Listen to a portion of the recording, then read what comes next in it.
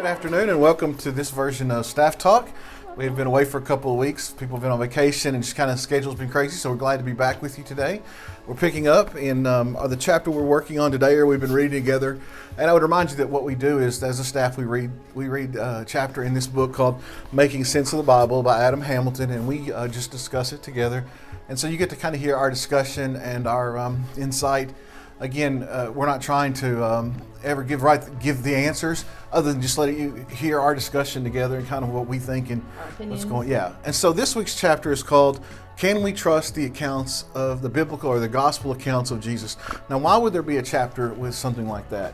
I think the reason is because when you read the four different Gospels, what you find is that some stories are in some Gospels and some aren't in others.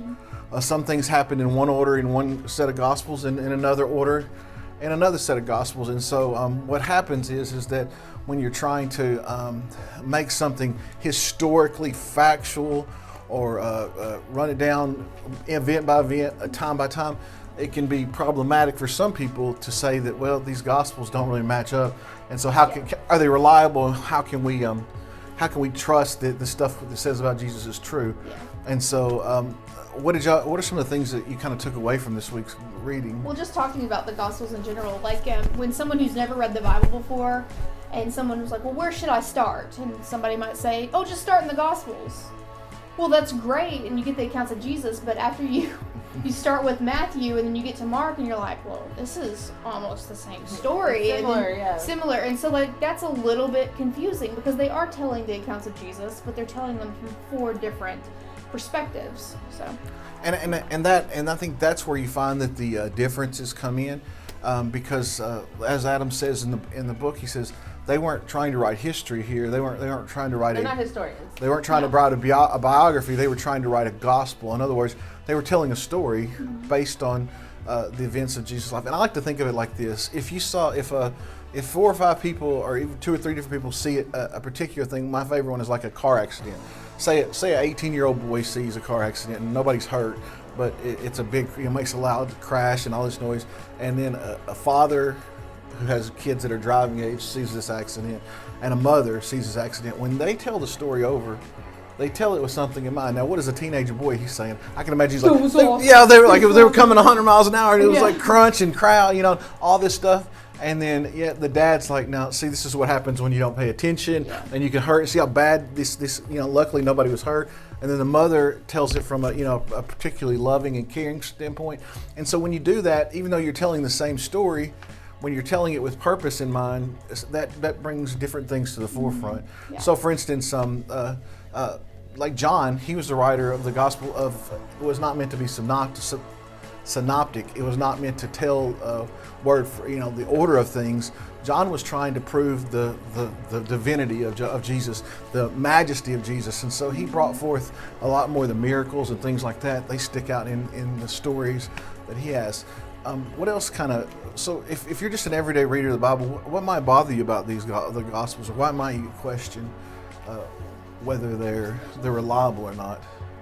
I guess really this is one of those things that's hard for me, because I guess I didn't really I didn't really come to faith till I was a little bit older, and then I just didn't really question it after I did. Okay. And so part of that is my own just personality and that kind of stuff, and so I never really sat there and thought, but when I got into reading, like I do have a favorite. Right. I personally like to read Luke, because I feel like it's more like analytical. Well, and more not factual, more presentation of the facts. Well, and then Luke even writes at the beginning of his gospel that's what he's trying to do. He's trying to set forth the facts. And the Christmas story is really great in Luke, Whereas I have a real affinity for the Gospel of John, and part of that's because I spent so much time studying in seminary and had to do a lot of work in the Greek in John. But there's something about the way John writes that he's not so concerned with the circumstances or the details or the facts as he is about the story, and he's a great storyteller, and so it reads more like a story as opposed to trying to detail facts. But it seems more passionate. It does. Yeah. It does. We know that Mark is the oldest, or scholars regularly agree that Mark was the very first written, and even Luke and Matthew take a lot of their they reference the book of Mark. They don't reference it by so per se, but we know that there are things that appear in Matthew and Luke that appear in Mark congruously together. And so scholars know that Matthew and Luke drew on the work of Mark to do their work. And so some things would be the same and some things would be different. But one of the things that I think we need to talk about is the inspiration for the writing of the Gospels. If you're a believer that God's whispered every word into the writer's ear, then we got a problem, right? Right. Yeah. Because either God has a bad memory, or God, for whatever reason, because some of the things just don't line up. Well, that's like Adam says in here. Should only have trouble if we see God chose every word of the gospel, in which case God's memory is a bit faulty. Right. Well, that's called verbal plenary inspiration, which is that idea that God whispered every word into their ear. Whereas opposed to if you believe they wrote under the inspiration, although we don't really understand totally how it does, it makes sense that their personal biases, their personal memory faults, because you got to remember that these were not written down until AD 70, we believe, the first one. Wow. Some 40 years after. This is 65 to 90 years. Yeah, the last Gospels, but the first one. And he tells a story that I thought was wonderful. Now, Rhonda and I have been together since 1987, so that's what? 32 years. Wow. Because I was born the year after that. Yeah. So we didn't get married till 93, but we've been together since 1987. Now, what's interesting is when we go to tell a story about something that happened, like she was telling a story the other day. I had no recollection of it. I did not remember it whatsoever. And then I was telling one that she didn't, and then sometimes we'll argue about how what the details of them were. But in the end, between us, we always get a picture of what was really going on. I mean, I get all the facts right, and that's sort of how the gospel writers were. They didn't always. If you're younger, you can think about your childhood. Talk about it with your siblings, like how you do you remember this event, and you guys can both go completely different. And you have to remember, not only was it that long after before they were written down, they were handed out orally before that. Yeah. And so I love to do that game where you whisper, where you whisper in one person's ear. By the time it gets around the room, you can't even get the message around the room. Mm-hmm. And yet somehow we would expect that the Gospels, the events and the details of the Gospels that were handed down by orally for so long, that all the details would be perfect. Well, I don't think they were. But what I do think is amazing is that the congruency of the whole story and the big picture and what the Gospels are trying to say, I think it's amazing that those are so lined up. Yeah. I mean, that has to say something about the work of God through just even as He uses us humans to write and to do things, that God can hold the message in us that way. So what else does He say that found? One thing that was kind of cool is He's saying that, like, if Jesus wasn't really a person, because that was one of the questions in it, if Jesus was really a person, He's like, what would you think about Paul then? Paul was, this is a direct quote from the book, it says he's a well-educated Jewish Pharisee who would have devoted his life, he devoted his life suffering, beating, imprisonment, and ultimately death for something he knew to be a myth. And you think about all the disciples. Yeah, did you I believe 10 out of the 12 were martyred for their beliefs. They ended up dying because of what they believe. And I just don't. Again, you might take that so far, but are you willing to die for it if it wasn't true? Yeah, there's a quote that says, "They testified to His death and resurrection with their lives.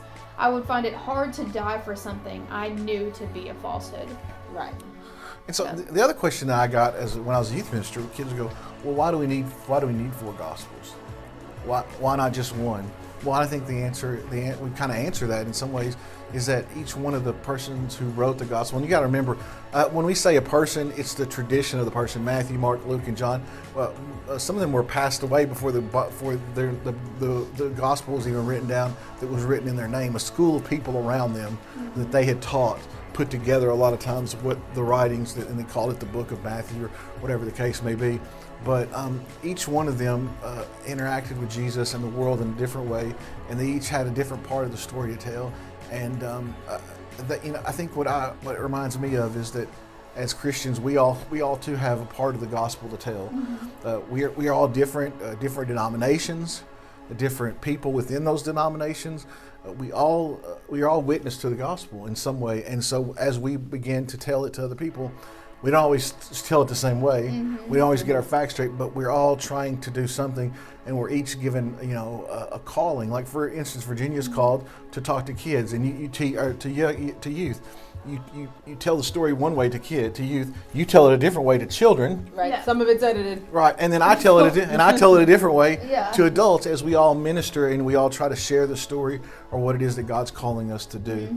And does it always line? Do the details always line up? No, but the big picture I think does. Well, and I think we all learn something different from each perspective. So it's like if you took, English, you read a story and you got everybody's perspective, like an English class. If you had like 4 different English teachers, they may have a different thing they want you to emphasize in the story. Absolutely. And so, if you came and asked Virginia, Matt, and I the same question about a biblical story separately, you're going to get something different. Yeah. And there have been people who've tried to deal with this question for a long time. There was Thomas Jefferson. There's a Jefferson version of the Bible where he went through and took out all the miracles and just tried to boil Jesus down to just a human person. Yeah. And it's pretty interesting. It is, yeah. It's called the Jefferson Bible where all those are cut out. And what he found out is even when you take all the miracles out, the person of Jesus is still miraculous. The story of how he interacts with people still amazing. So Jefferson had this idea that he wanted to see Jesus just from his human standpoint. And so he tells a story from a different standpoint. I guess the point of all this is that some people can hear some voices and they can't hear others, and we're all given a voice, and so God is doing everything he can to reach us, and we each have a voice to use to tell the story just as the gospel writers did. And the point is not whether we all get it perfectly right historically or detailed, but that we get the story that God loves you and that you're to love your neighbor, and that God's grace is bigger than our mess ups, and that we come into that as sinners, and that we can be made whole. And so I find it like people who've been through through difficulties with, say, cancer. They can speak to people who are going through cancer in a way that people who can't.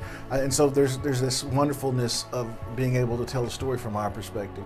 And in a lot of ways, I think that's what the gospel writers do. Yeah. He ends the chapter, and it says, in the end, no one can prove or disprove that the Gospels are reasonably reliable accounts of the life of Jesus. You have to decide this for yourself. I don't expect them to be inerrant or infallible.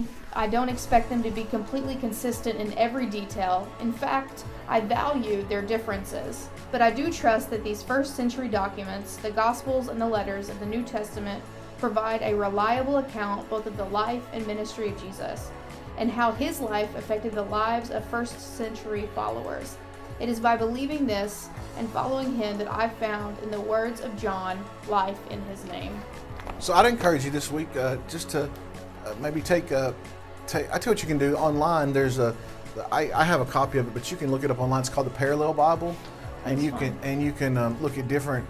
You can look at the stories from each, find the story of Jesus healing the woman in the well, or any of those stories, and they'll give you the accounts from John, from Matthew, Mark, Luke, and John, if they're there, and you can look at the differences. So I'd encourage you to just if you read a story this week in one of them, see if you can find it in the others, and see how they're different and what that difference can teach us. That'd be cool. All right, anything else? No. It's good to see you guys. Hope everybody's doing well, and we'll see you next week. Bye. Bye.